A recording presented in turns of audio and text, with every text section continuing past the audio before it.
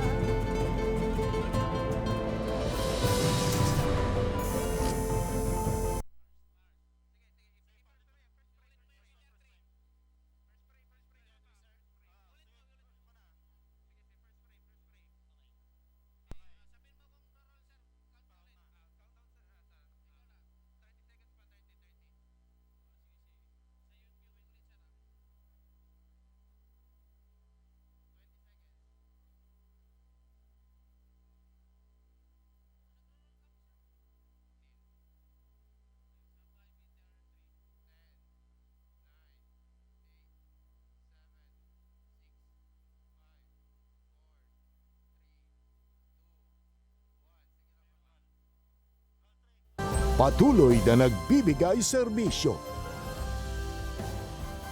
pag-asa at saya.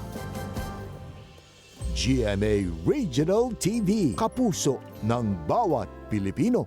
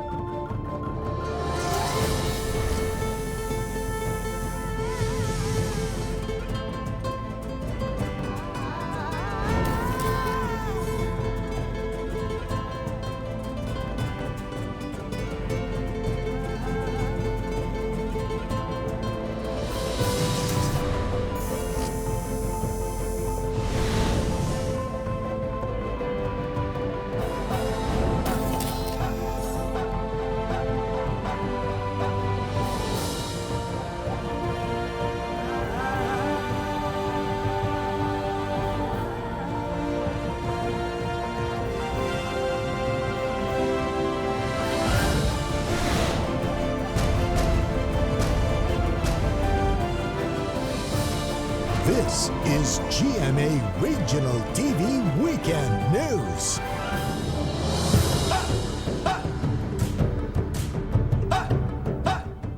Good evening. This is your GMA Regional TV Weekend News. The biggest, the latest as local news matters. Jasmine Gabriel Galban. I am CJ Torida. Joan Punsoy, broadcasting live from the GMA complex in Dagupan City. Would like to welcome our Kapuso viewers from Luzon, Visayas and Mindanao, as well as our kababayans all over the world. This evening, we will be joined by GMA RTV Dagupan Balitang Amyanan correspondent, Ivy Hernando. Rain Palino of GMA RTV Bicol. And Luan May Rondina of GMA RTV Cebu Balitang Bisdak. Joan and Jasmine, partners, we have a full lineup today as we will also be joined by our RTV counterparts from other regions. We will be joined by Zen Kilantang of GMA RTV Iloilo, One Western Visayas, and Rial Soroche of GMA RTV Davao, One Mindanao. For the headlines, Typhoon Amos wrath felt in different parts of the Philippines. COVID-19 cases worldwide surpass 4 million. Total confirmed COVID-19 cases in the Philippines reached 12,305. Recovery is now at 2,561. 817 deaths. Several provinces in Luzon, Visayas and Mindanao in transition to new normal. Families living without electricity for 20 years receive solar night lamps in bottles in Lapu-Lapu City. Let's taste the different must-try Ilocano foods while on quarantine. And GMA Regional TV Stations in Luzon, Visayas and Mindanao pay tribute to frontliners.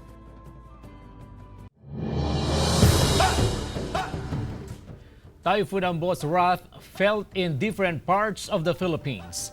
Rain Palino of RTV Bicol has the details. Live.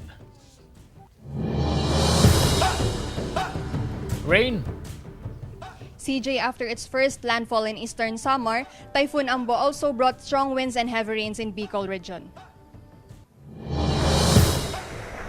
As seen in the video taken by Ruby Fatima, Typhoon Ambo battered eastern Samar. One of the heavily affected areas is the town of Canavid. Aside from destroyed houses, copra farmers also mourn for their damaged coconut farms. A day before the typhoon, tents in checkpoint stations were temporarily dismantled. According to the Camarines Sur PDRRMC, almost 40,000 individuals from the 32 municipalities have been evacuated. In Naga City alone, almost 3,000 individuals were evacuated. In the town of Pasacao, some fishermen tried to save their boats. Despite the strong waves, Rosalita and her husband chose to stay behind to look after their house. Kami babantayan po kaming urig, tiga ano may pandagat, akong magdakula po ang mga gamit mo po kaya dahil may panalilipat dyan sa balyo. Pero si mga aki po nito? Si mga aki po, uruto na po naman kasog maapa pong alas 12 pa po naglipat. Typhoon Ambo also brought strong winds and heavy rains to the province of Catanduanes. In Albay, some residents were evacuated to a mall in Pulangi. According to Dr. Paul Alanis of VIVOX, the public did not to panic about the current status of Mayon volcano. It remains at alert level 2 status. And bagamat po nakadaan na po yung bagyong Ambo, walang ma-report na nagkaroon ng lahar incident, nandun pa rin po yung possibility habang patuloy po yung pagulan na magkaroon ng lahar. In Pangasinan, Governor Amado Espino III issued a memorandum to the local government units to look for alternative evacuation areas as preparation to the typhoon. Yung mga evacuation centers ng bawat LGU ay ginawang isolation units o quarantine areas. So ang mangyayari niyan, kung sakaling meron silang evacuees, ay maghanap sila. As early as now, maghanap sila ng alternative evacuation center. In Baguio City, Cannon Road was also closed to all types of vehicles since Thursday to avoid accidents. Motorists were instead advised to take the Marcos Highway, as seen ng Alisan, San Pascual, Rizal, Anduin Road or Baguio Bawang Road. Meanwhile, fishermen in Loag City who tried to go offshore retreated because of the high waves. CJDOH Bicol also said that the Bicol Regional Diagnostic and Reference Laboratory will temporarily stop its operation as of today because the biosafety cabinet was damaged by Typhoon Ambo. Remaining COVID-19 samples will be rerouted to RITM for testing. CJ? Thank you, Rain Palino. Provinces in North Central Luzon now in transition to new normal. Let's have more with Ivy Hernando's report.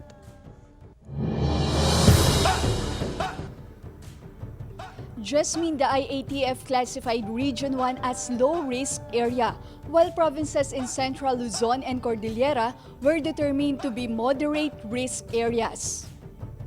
The IATF has declared that Ilocos Sur, Ilocos Norte, La Union, and Pangasinan to be placed under the guidelines of General Community Quarantine. Abra, Benguet, Baguio City are also under the guidelines of the GCQ. This would mean that movement for essential transactions is still limited. Persons below 21 years old and 60 years old and above are not allowed to go out. Operation of government offices and industries is only up to a maximum of 75% workforce. Transport services to support government and private operations is limited, and learning arrangements will be flexible. Earlier today, the IATF declared that Bataan, Bulacan, Nueva Ecija, Pampanga, Zambales, and Angeles City shall be placed under modified ECQ until May 31.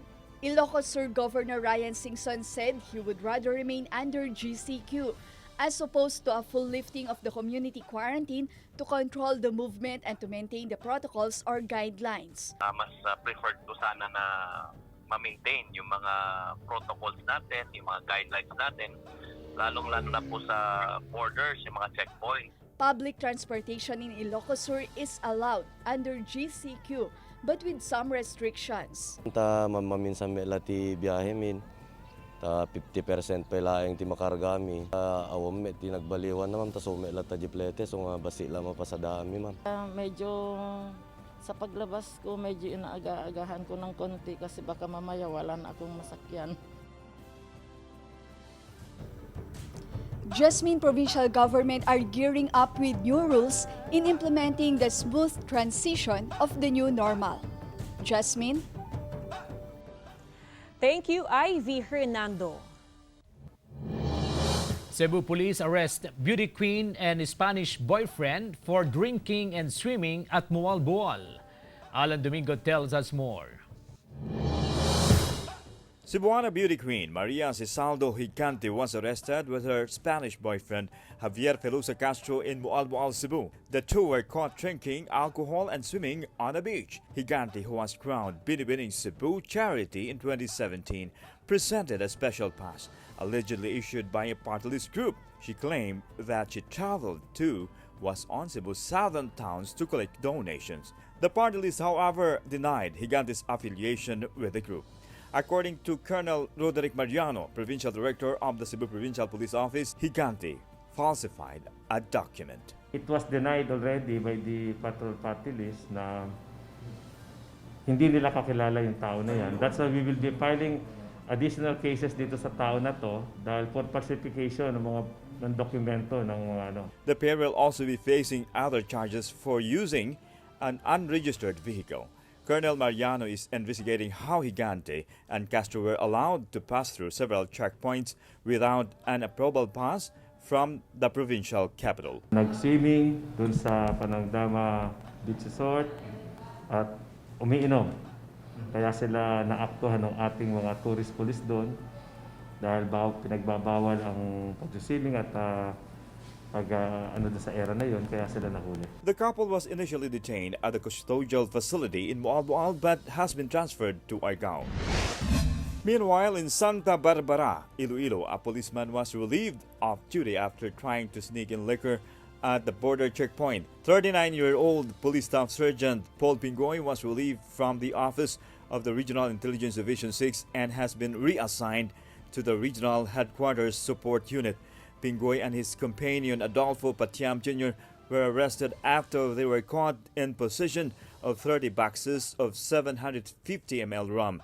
Ginaas naton siya kung anong karga niya kay tungod nga nakita naton nga loaded ang iya nga salakyan. Kaga dito nag-allege sa aton nga tiles ang sulod sang salakyan. They were charged for violation of Article 151 of the Revised Penal Code or resistance and disobedience to a person in authority and will also be charged for violating the liquor ban. Pingoy was released from detention after posting bail and will face administrative charges. In Santo Tomas, Pangasinan, an online video of the alleged 54th birthday celebration of Santo Tomas, Pangasinan Mayor Timoteo Villar III irked some netizens for violation of restrictions under the enhanced community quarantine. Mayor Villar denied any wrongdoings and insisted they followed social distancing. He insisted there was no celebration. Ginising ako ng madaling araw sa bahay ko. Siguro sobrang pasasalamat na medyo kinontrol na nga ng mga kasama namin sa bahay yung pagpasok ng iba pero may social distancing. The Pangasinan Police Provincial Office is already investigating the incident. The moment na na-receive natin yung report, ay nagpakandak agad tayo na investigation at yun nga, nirelieve natin yung chief of police. Wala akong binayolate kasi hindi naman ako naghanda. Wala namang selebrasyon. Hindi ko alam kung mayroong gumawa ng kwento pero wala talagang selebrasyon na naganap. I'm Alan Domingo for GMA Regional TV. 8-year-old boy in Davao City with kidney disease asks for help. More details in Sarah Hilomen Velasco's report. Tabangin ninyo yung mga sulod sa ospital na ma-admit ko. This is Jurik Lapuz. He has been through so much at a young age. He's only 8 but suffering from a medical condition called pediatric kidney disease. All he wants is to go to a hospital and receive treatment. His now swollen face is so different from his once happy and cheerful countenance. Thankfully, his appeal was answered. Salamat na nagtabang sa kuha dire. Salamat na na-admit ko. Thank you na nagtabang sa kuha dire sa hospital na ma-admit ko. While grateful for the help they received, Juric faces yet another hurdle. He needs more help for his medicines. His father, Abner Lapuz, who sells bottles for a living, is unable to sustain Juric's medical needs. His wife has also left them. Now, Abner is appealing on people's kind hearts to help them in their ordeal. Saya lagi, di may makuha kayo, mga karang wakaon sa mga kuhan ba, balik-balik lagi niya sakit lagi. Kapila may kuha sa DMC nga, balik-balik media. Meanwhile, the owner of a lost clutch bag which had 117,000 pesos in it could not contain his happiness after it was found just hours after it went missing. GMA TV 1 Mindanao's program manager Darius Relatado found the clutch bag along the road at the entrance of GMA Davao Complex in Shrine Hills, Davao City. He immediately traced the owner of the bag through the bank records found inside. A few minutes later, the owner, Victor Lastrella, went to the station to claim the clutch bag. He said he had no idea how he lost it in the first place, but he's so grateful and relieved that it had been returned to him. Kita gini sa contracting, sir. Lisod kayo, bawala, sir. Nako kayo nga tabang sa kuha yun. Sir Dario, salamat kayo sa imong buluanong kasing-kasing yun. Makabayad lang ko sa imong pohon. Di kita ka malimtan. Salamat kayo. I am Sarah Hilomen Velasco for GMA Regional TV. This is GMA Regional TV Weekend News. This is GMA Regional TV Weekend News. COVID-19 cases worldwide surpass 4 million. Total confirmed COVID-19 cases in the Philippines reached 12,305. Recovers now at 2,561 and has 817 deaths. More in this report. There are now around over 4.3 million COVID-19 confirmed cases around the globe, with almost 300,000 deaths, as reported by the World Health Organization. Southeast Asian countries recorded more than 120,000 confirmed cases. According to the latest report of the Department of Health, the Philippines has 12,305 confirmed cases, 2,561 recoveries, and 817 deaths. In North Central Luzon, there are 556 COVID-19 confirmed cases, with 66 deaths and 294 recoveries. According to the latest report from the DOH Center for Health Development, Region 1 has 62 confirmed cases. Region 3 or Central Luzon now has 449 COVID-19 cases. 45 confirmed cases are recorded in the Cordillera region. As of May 15, Bicol region has recorded 66 positive COVID-19 cases with 5 deaths and 39 recoveries.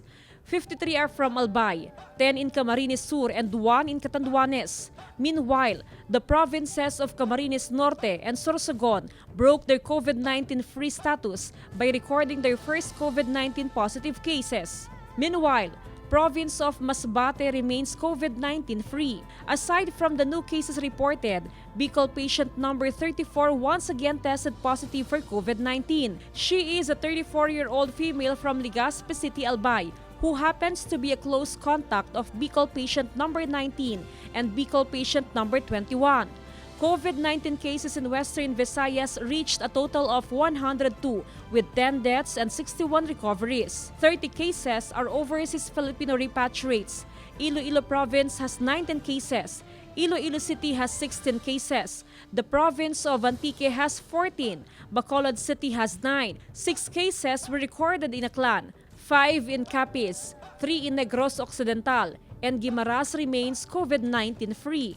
According to the Department of Health Center for Health Development 60% of the cases are asymptomatic. The number of COVID-19 positive cases in Cebu City and Mandawi City continue to rise. The IATF declared these two cities under ECQ until May 31. Yesterday, 6 sitios in Barangay Tijero were locked down as more residents tested positive of the virus. In this barangay alone, more than 70 cases were recorded. As of May 14, Cebu City has 1,715 COVID positive cases. Mandaue City has 111, Cebu Province has 55, and Lapu-Lapu City has 49. 4 health workers and 18 repatriates were also affected. Meanwhile, COVID-19 positive cases in Negros Oriental remain at 4, with 1 case in Bohol and no cases in Siquijor. Cases are expected to rise because of the ongoing rapid mass testing in the cities of Metro Cebu, with the results pending release. Overall, Region 7 recorded 1,967 positives, 28 deaths and 97 recoveries. In Mindanao, a total of 390 confirmed COVID-19 cases were reported. The death toll is now at 40, while 140 have recovered. In Davao City, a COVID-19 patient who escaped from an isolation facility has been found at Talomo Police Station Friday morning.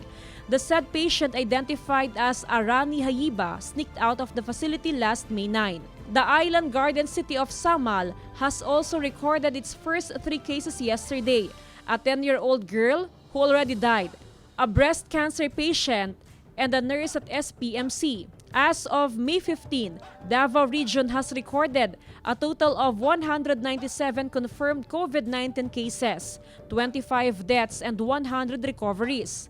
Meanwhile, in Zamboanga City, more persons deprived of liberty or PDL, including BJMP personnel at Zamboanga City Jail, tested positive for COVID-19 in a span of 1 week. As of May 15, Zamboanga Peninsula has recorded 140 confirmed COVID-19 cases in the region. The death toll is still at 3, with 8 recoveries. In northern Mindanao, after the death last month of patient 6783 from Piniquitan, Barangay Kamaman-an, Cagayan de Oro City, his wife and daughter tested positive for COVID-19 last May 7, and his 19-year-old granddaughter also tested positive last Thursday. To date, confirmed COVID-19 cases in northern Mindanao rose to 21, while the number of deaths is at 7, and 8 have already recovered. SOC Sergeant has reported its 17th COVID-19 positive case, a 26-year-old male from Cotabato City, while recoveries remain at 14, with 1 death. Caraga has also recorded an additional COVID-19 positive case, a health worker from Surigao City, bringing the total to 4. The 3 other cases have already recovered. In BARMM, there are a total of 11 confirmed COVID-19 cases and 4 deaths, while 7 have recovered.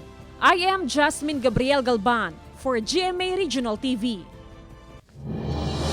Cities of Cebu and Mandaue is still under ECQ, while several areas in Central Visayas now under GCQ. Luan May Rondina of RTV Balitang Bisdak has this report live. Luan? That's right, CJ. The IATF has approved resolution number 37, placing the cities of Cebu and Mandaue under enhanced community quarantine until May 31. The LGUs of Cebu and Mandaue received approval of their request to extend the ECQ over their cities until the end of this month. Officials of the 2 cities said they are not ready to downgrade to GCQ because of the number of COVID-19 cases in their areas. Both cities are conducting mass testing of its residents. Under the first IATF recommendation, only Cebu City has been placed under modified ECQ because of the increasing number of COVID-19 cases in the city. Ang kuyaw manggod og modlargo lang tag GCQ, ma-compromise nato ang angkuan sa population. No? We might be exposing our citizenry sa kakuyaw, no, nga matransmit na hinoon. Mandaue City Mayor Jonas Cortez drafted an executive order requiring rapid testing for all employees who will report back to work. All department heads were tested and all were COVID-19 free. Lapu-Lapu City officials also say that their city is not yet ready to downgrade to GCQ. Mayor Jonard Ahong Chan said this is premature pending the results of the mass testing being conducted. The completion of the mass testing is slated on May 18 and the city has to wait for the results. According to Mayor Chan, shifting to GCQ is not that easy. Nawagan ta because possibility is na ay barangay nga dili magka GCQ. So katong mga barangay nga dili mo kooperar nya daghag mga cases, they will maintain magpabilin sila nga ECQ. While Cebu Province has been placed under GCQ, Talisay City Mayor Samsam Gulyas is alarmed with the additional COVID-19 cases in his city. Mayor Gulyas is also asking for reconsideration to the IATF's decision and wants Talisay to remain under ECQ until May 31. The city has now 10 COVID-19 cases. Ni-appeal ko sa IATF yesterday that kung pwede lang unta ang Talisay with its close proximity to Cebu City, dili lang sa unta ibutang under a GCQ. Maybe muhuwat lang mi kano sa malif sa Cebu City before mag GCQ sad mi. CJ, as of now, Cebu City has 1,723 COVID-19 cases. Mandaue has 111, while Lapu-Lapu logs 50 COVID-19 cases. This does not include yet the results of the rapid mass testing conducted in the 3 cities since May 6. DOH-7 has yet to release the results within the week. CJ? Thank you, Luan May Rondina.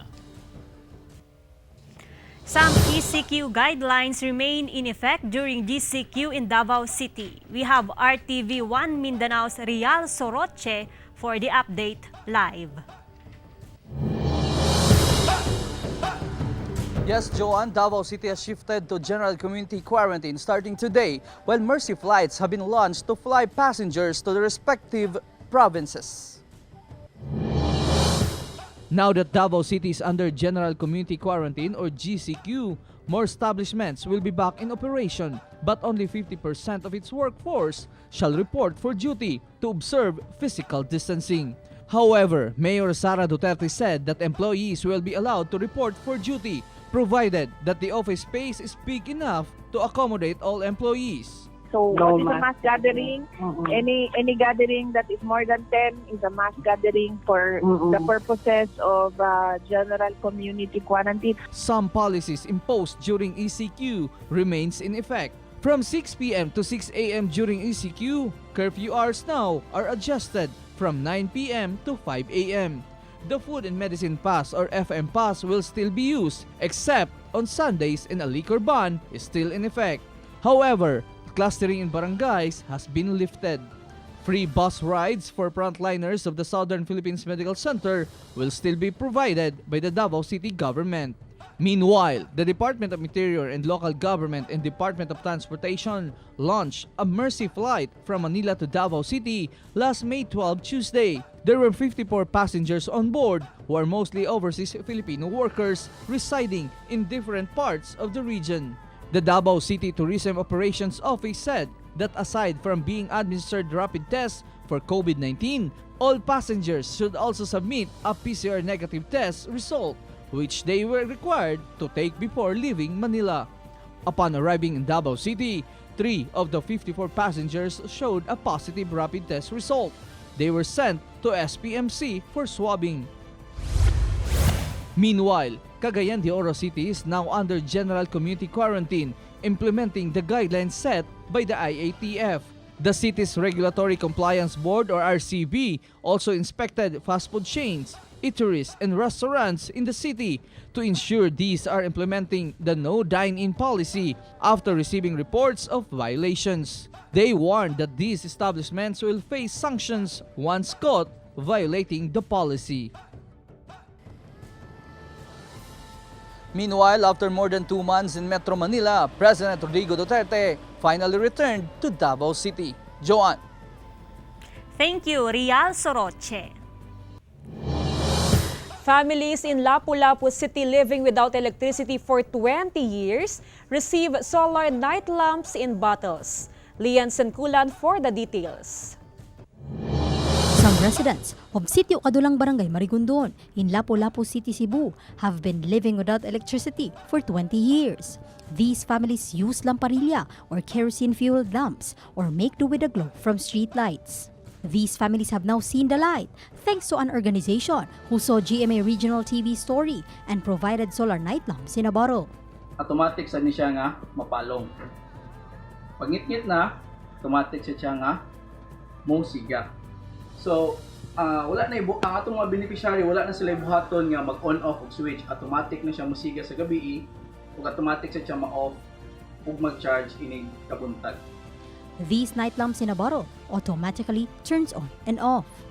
Montaje said that they are closely monitoring this community and so far, their solar night lamps are still working. Rachel Ungko, whose family has been living without electricity for 10 years, is thankful for the lamps that were distributed before the rise of COVID-19 and has been useful during the quarantine. The organization also encourages the public to recycle plastic bottles instead of throwing them. Together with cameraman Kyofer Dumaya, I am Lian Sigulan for GMA Regional TV. This is GMA Regional TV Weekend News. This is GMA Regional TV Weekend News. Low-risk areas in Western Visayas now under GCQ. Zen Kilantang tells us more live. Zen? CJ, after almost 2 months of being under enhanced community quarantine, residents here in Iloilo City are no longer required to present home quarantine passes when going out of their homes. Some establishments also opened today after the city was put under the general community quarantine. Establishments in Iloilo City are now open, with the exception of bars, amusement centers, travel agencies and tour operators, as well as spas and those offering massage and facial services. In the first 2 weeks of GCQ, restaurants will also be allowed to open, but only takeout and delivery. There will be compliant officers who inspect these establishments to make sure that they are following protocols such as social distancing, wearing of face masks, and availability of sanitation and hygiene areas. Aton GCQ, amo muna gyapon ang rules, hindi pwede ang bar, hindi pwede ang gym, ang spa, ang aton nga mga entertainment, no, mga computer, etc. Religious gatherings are allowed provided that protocols will still be observed. The liquor ban has been lifted and curfew hours adjusted from 9 p.m. to 4 a.m. The province of Iloilo will still implement strict border controls as it will continue to require quarantine passes from residents who are planning to go to other towns within the province. Provincial borders will remain closed until May 31, while some establishments such as fitness gyms, wellness centers, and those involved in the tourism industry are still prohibited. Ang few nga ini amo ni ang mga establishmento o industriya where social distancing is not manageable. So walang diferensya na sinadra sang GCQ kag ECQ. So ano ang epekto sina? Under GCQ mas madamo ng tao nga makagwa. Bacolod City was also placed under GCQ after the lifting of ECQ yesterday. The city's inner border checkpoints were removed, but the Bacolod City Police will still continue to do recorridas to make sure that the public is following the protocols. Meanwhile, some lechon makers in the city reported an increase in lechon orders since Thursday. They said that customers made an early reservation as part of their Thanksgiving that they had survived the quarantine period. Ano lang sila mapasalamat sila kay mabalik na ta sa normal, di ba? The provinces of Aklan, Antique, Capiz, Guimaras, and Negros Occidental have already shifted to GCQ since May 1, but still continue to implement strict border controls, especially with those coming from identified high-risk areas. CJ, starting Monday, public transportation here in Iloilo City will resume its operations, but only at 50% sitting capacity. CJ? Thank you, Zen Kilantang. Let's taste the must-try Ilocano foods while on quarantine in Ivy Hernando's report. Whenever people talk about Ilocanja, it is immediately associated with famous dishes like crispy bagnet and garlic longganisa. But Ilocanja has a lot more to offer when it comes to local delicacies. There's the pipian, a dish similar to arroz caldo. Garlic is sautéed with ginger and onion. Steamed chicken is added, and one of its main ingredients, kamyas. Once cooked, add chicken broth and ground rice colored with atsuete. Place esposado leaves for aroma. This is the classic pipian. Ang pagkakaiba niya sa mga ibang Ilocano dish is, una pa lang yung bigas is isasangag na until maging golden brown yung bigas hanggang sa maamoy mo yung bango ng bigas. Ilocos is also known for the sinanglaw, similar to pinapaitan, but for this dish, locals use beef. The cut of the meat is bigger and the taste is sour. Some use bile or Iloco vinegar with onion. Another Ilocano pride pastry is the crispy opia of San Juan, Ilocos Sur. Somewhat similar to an empanada, but has roasted sesame seeds for its filling. They flatten the pastry and let it dry under the sun for 2 to 3 days before they cook in an oven for 30 minutes to make it extra crispy. A perfect match for coffee or toppings for ice cream. What is said to be the oldest cooking method for roasted peanut can be found in Barangay Kimarayan, Santo Domingo, Ilocos Sur. In a large frying pan, peanuts are roasted in heated beach sand. This results in crispy, oil-free peanuts with naturally salted by the sand. Naimimas dito kastoy nga darat ti pagluto mi ma'am ta kasla na natural nga awanti ingredients na nga maus-usar. Together with cameraman Norman Raka, I am Ivy Hernando for GMA Regional TV. GMA Regional TV Stations in Luzon, Visayas and Mindanao pay tribute to frontliners. Kim Bandarlipe tells us more. In these tough times, there are countless stories of courageous workers risking their own lives to save ours. One of these new breed of heroes is Dr. Jessart De Vera. Because of his commitment to continuously monitor cases of COVID-19, he and his colleagues are exposed to the deadly virus. According to him, he puts their safety in the hands of God Almighty. I light up a candle and ask our dear Lord to guide us, to protect us for the entire day. Not only for myself, but for our families, and most especially for those people who are actually exposed, mga staff ko. Then there are policemen who every day ensures the safety of everyone. May mga nagmamadali talaga, tapos siyempre may hindi kami napagbibigyan na dumaan, kasi yun naman ang instruction sa amin. Minsan may nagagalit, pero yung iba naman, mas marami po yung nakakaintindi kaysa yung mga parang nagagalit po sa amin.